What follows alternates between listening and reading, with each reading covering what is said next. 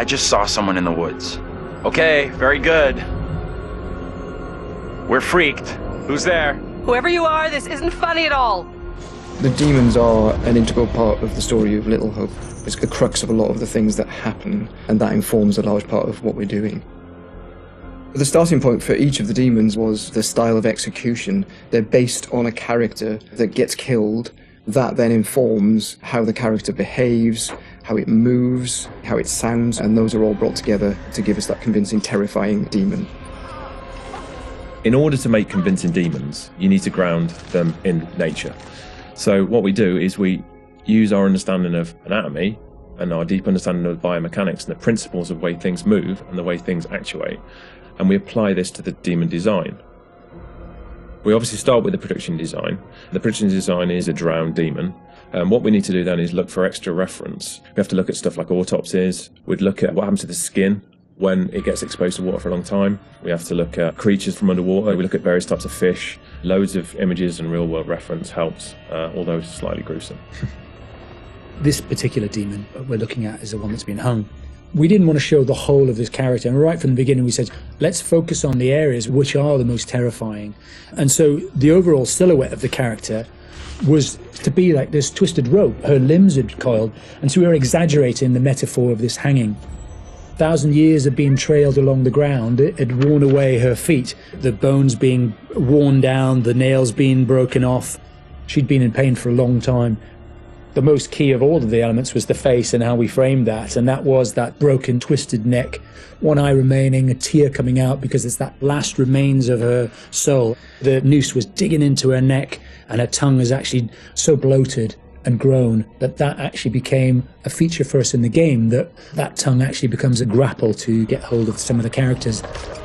To animate a demon, we would start with looking at how they walk or move forward. Some of them are dragging themselves, and then also how they would attack their victims, just flesh out the layout and the choreography of it.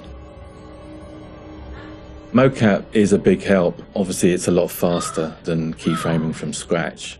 So we decided to use it as a base for some of them, and then we would layer on top of that all the characteristics that bring them to life, even though they're dead.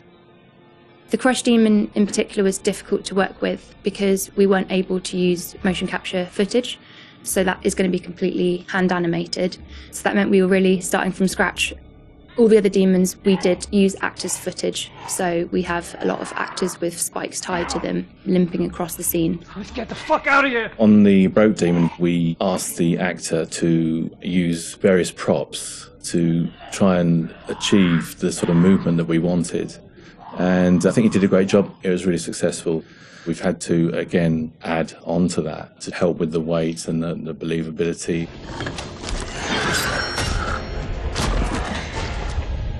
We take our initial cues for the sound of the demons from the visuals, and they look fantastic. But then we have to take the sound of the demons beyond the visuals to give them a really strong otherworldly presence. We need each of the demons to be individually recognisable whilst maintaining that uncomfortable unfamiliarity for the player. What is that thing? So at distance you might hear the chains clanking or the vocal screams. But when you get close up to the demons, you hear lots of detail, the cracking of skin, the creak of the chains, the breaths or the sound of the icky vomit. We really want the player to feel the breath through the sound of the demon on their face. Angela, no! When we're thinking about the camera work for the demons, one thing that was really at the forefront of my mind was trying not to show too much, trying not to lose all restraint, and I think that's a really easy trap to fall into with CG in general, and especially with games that you've got all these monsters that you've built and you've spent a lot of time working on, and it's really easy just to go straight to putting everything on screen. But thinking back to some classic horrors, classic monster movies, a lot of times there the directors had to use a lot of restraint and just show little bits and pieces because they didn't have that kind of budget or that kind of effect to really make it convincing. And there's something about that I really like, that I wanted to bring back to Little Hope. So when I was directing the camera team, I've asked them to show little bits, little glimpses, a clawed hand here, a shadow on the wall there, the chains rattling, whatever the key characteristics were of that demon. The interesting thing with that is that I think sometimes your imagination as a viewer fills in the blanks in a far more terrifying way than we really could. So we tried to build up that suspense, working up to this big reveal where you finally see full on in the light, this thing that's been hunting you down in all its gross, horrific glory. With the demon scenes, lighting definitely had a key part to play as well. It had to work complementary to what we wanted to do with the cameras, but also there's some very specific things you can do with lighting that really lent itself to this task. So one of the big ones was the use of silhouettes. The demons have really interesting form and really interesting shapes. They're very unusual, you know, these humanoid creatures all distorted, and we wanted to use that without revealing too much. So quite often we tried to use backlighting, or the fog that's present all through Little Hope is a really useful tool for silhouettes, as you can have this nice separation with a brighter background and then have the creature dark in the foreground. It was a nice way to make them feel even more gross than they really were.